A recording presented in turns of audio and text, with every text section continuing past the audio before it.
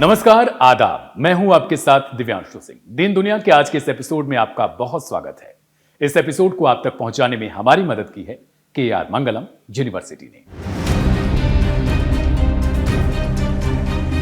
बिछाया था जो दूसरों के लिए, उसी जाल में खुद ही सयाद आ गया। चले थे मिटाने जिसका वजूद, आज वो खुद खाड़ी का बादशाह बन गया। जी हां, मिडिल ईस्ट की विसाहत पर एक ऐसा खेल मुकम्मल हो चुका है जिसने पूरी दुनिया की आंखें खोल दी हैं। पर्दे के पीछे की कहानी यह है कि सऊदी अरब लगातार अमेरिका को चढ़ा रहा था, उसे उकसा रहा था ताकि अमेरिका अपनी ताकत के दम पर ईरान को छोटा कर दे, उसे घुटनों पर ले आए। सऊदी का इरादा अमेरिका के कंधे पर बंदूक रखकर ईरान को मटिया मेट करने का था, लेकिन कहते हैं ना, कुदरत उसका साथ कभी नहीं छोड़ती जो उसूल के रास्तों पर चला करते हैं। आज ईरान अपने रहबर की अंतिम विदाई की मुकम्मल तैयारी कर रहा है। जगह जगह तैयारियां चल रही हैं। पूरा ईरान इस वक्त युद्ध के क्षेत्र जैसा नजर आ रहा है। IRGC और बसीजी के जाबाज चारों ओर चील जैसी निगाहें बनाकर रखे हुए हैं, लेकिन दूसरी ओर सऊदी अरब अब ना घर का रहा ना घाट का, और अमेरिका वो इस वक्त तेल के आंसू रो रहा है। ऐसा इसलिए क्योंकि सालों तक वॉशिंगटन को जिस पेट्रो डॉलर की कमाई का घमंड था, वो अब खत्म होने की कगार पर है। जो कभी जिगरी दोस्त हुआ करते थे, वो अब एक दूसरे से इतने दूर होते दिख रहे हैं कि एक छोटी सी चिंगारी भी भभकती हुई आग का रूप ले लेगी। ईरान ने 40 दिनों की जंग में जो आक्रामक रूप दिखाया, उसने दुनिया के अच्छे मगरूर देशों का घमंड चूर चूर कर दिया। ईरान से गद्दारी करके इस दौर में रहबर तो चले गए, मगर मुस्लिम देशों को एकजुट करने वाले उनके वो आखिरी वाक्य आज भी खाड़ी के आसमान में गूंज रहे हैं। नतीजा यह हुआ कि अब सऊदी अरब का अमेरिका से पूरी तरह मोह भंग हो रहा है। ये हम नहीं कह रहे, बल्कि खुद अमेरिकी और इस्राएली मीडिया चिल्ला चिल्ला कर गवाही दे रही है। दशकों पुरानी वो दोस्ती जिसने पूरी दुनिया के तेल और ताकत के बाजार को अपनी उंगलियों पर नचाया, आज वो घुटनों पर आकर दम तोड़ रही हैं। अमेरिका और सऊदी अरब के बीच पर्दे के पीछे एक ऐसा कूटनीतिक ड्रामा शुरू हो चुका है जिसकी किसी ने कल्पना भी नहीं की थी।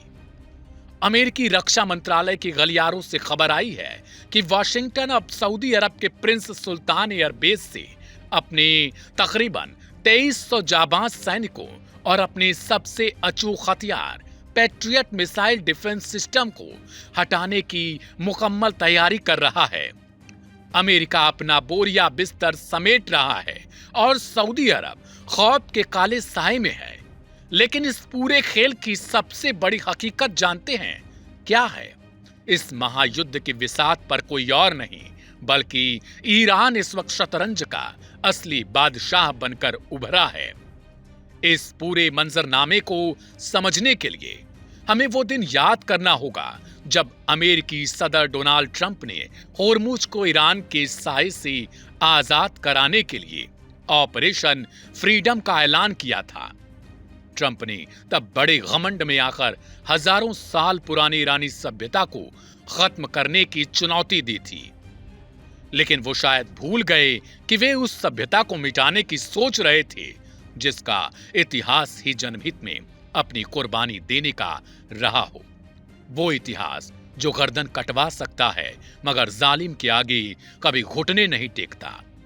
इसी ऑपरेशन फ्रीडम के दौरान जब ट्रंप ने सऊदी के प्रिंस सुल्तान एयरबेस का इस्तेमाल करना शुरू किया, तो सऊदी के क्राउन प्रिंस मोहम्मद बिन सलमान को अपनी गलती का एहसास हुआ और उन्होंने तुरंत अपने हाथ पीछे खींच लिए।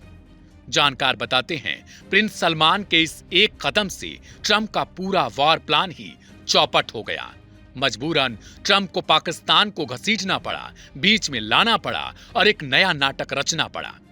इधर सऊदी को समझ आ चुका था कि अमेरिका सिर्फ अपना फायदा देखता है, हमारे ही पैसे पर इस्राएल की रक्षा करता है और युद्ध के बीच हमें छोड़कर इस्राएल के लिए सारे साजो सामान भेज देता है। इसलिए रियाद ने वॉशिंगटन से दूरियां बनानी शुरू कर दी। दीन दुनिया के हर एपिसोड को बिना किसी ऐड के देखने के लिए अभी गूगल प्ले स्टोर या फिर ऐप स्टोर से डाउनलोड करें लाइव हिंदुस्तान का मोबाइल ऐप और रहें दुनिया भर की बड़ी खबरों से बाखबर। एक्सपर्ट्स कहते हैं इसके पीछे की इनसाइड स्टोरी पाकिस्तान और तुर्की से भी जुड़ती है। सऊदी अरब ने आनन फानन में पाकिस्तान के साथ एक बड़ी डिफेंस डील साइन की ताकि बैठे बिठाए परमाणु ताकत देश की सेना का एक तमगा हासिल हो जाए। अंदर खान एक खबर तो ये भी आई कि सऊदी ने चोरी छिपे ईरान के साथ भी एक बैक चैनल डील मुकम्मल कर ली। सऊदी ने तेहरान को मना लिया और यह पक्का वादा किया कि आगे से वो अपनी जमीन का 1 इंच हिस्सा भी अमेरिका को ईरान के खिलाफ इस्तेमाल नहीं करने देगा। आज एक तरफ जहां तुर्की और पाकिस्तान अपनी ऐतिहासिक नजदीकियों के कसीदे पढ़ रहे हैं, तो दूसरी तरफ सऊदी और पाकिस्तान भी एक दूसरे पर मरने मिटने की कसमें खा रहे हैं। पर दीन दुनिया के हमारे दर्शकों को एक चीज बहुत अच्छे से याद होगी, सऊदी का असली डर और उस डर को खत्म करने का रिमोट कंट्रोल आखिर किसके पास है? वह रिमोट कंट्रोल है यमन के अंसारुल्लाह यानी हूती लड़ाकों का। ये वही हूती हैं जो इतिहास में सऊदी अरब के आधुनिक एयर डिफेंस सिस्टम को धूल चटा चुके हैं। ये वही हूती हैं जिन्होंने लाल सागर में अमेरिका को नाकों चने चबवा दिए। खबरें गर्म हैं कि हूती एक बार फिर उठ खड़े हुए हैं और सऊदी बॉर्डर के पास अपने खूंखार लड़ाकों की फौजें इकट्ठा कर रहे हैं। अब सऊदी अरब को अच्छी तरह मालूम है कि अगर हूतियों के इस कहर को रोकना है, अंसारुल्लाह को थामना है, तो दुनिया में ईरान के अलावा कोई दूसरा रास्ता है ही नहीं। यही सबसे बड़ा कारण है कि सऊदी का पूरा झुकाव अब तेहरान की तरफ होने लगा है। लेकिन खाड़ी के इस खेल में अगर किसी को सबसे बड़ा नुकसान उठाना पड़ा है तो वो देश है इसराइल। इसराइल आज मिडिल ईस्ट में पूरी तरह अकेला और अलग थलग पड़ता दिखाई दे रहा है। बेंजामिन नेतन्याहू का वो बहुचर्चित अब्राहम अकॉर्ड हो या फिर उनका सबसे बड़ा ख्वाब ग्रेटर इसराइल का, आज नेतन्याहू का हर एक सपना ताश के पत्तों की तरह ढह रहा है। सऊदी को ईरान के करीब लाकर, अमेरिका को हटाकर और हूतियों के दम पर ईरान ने वो चक्रव्यूह रचा है जिसे भेदना अब इसराइल और पश्चिम के बस की बात नहीं लग रही। एक्सपर्ट्स कहते हैं जिसने जाल बिछाया था वो खुद बेबस है और जिसने सब्र किया आज वो खाड़ी के तख्त पर बैठकर राज कर रहा है।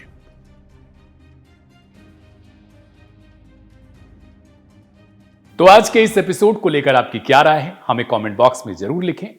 मिलेंगे कल रात 9 बजे दीन दुनिया में एक नई कहानी के साथ, एक नए एपिसोड के साथ। तब तक के लिए आप सभी को शुक्रिया, नमस्ते, शुभ रात्रि।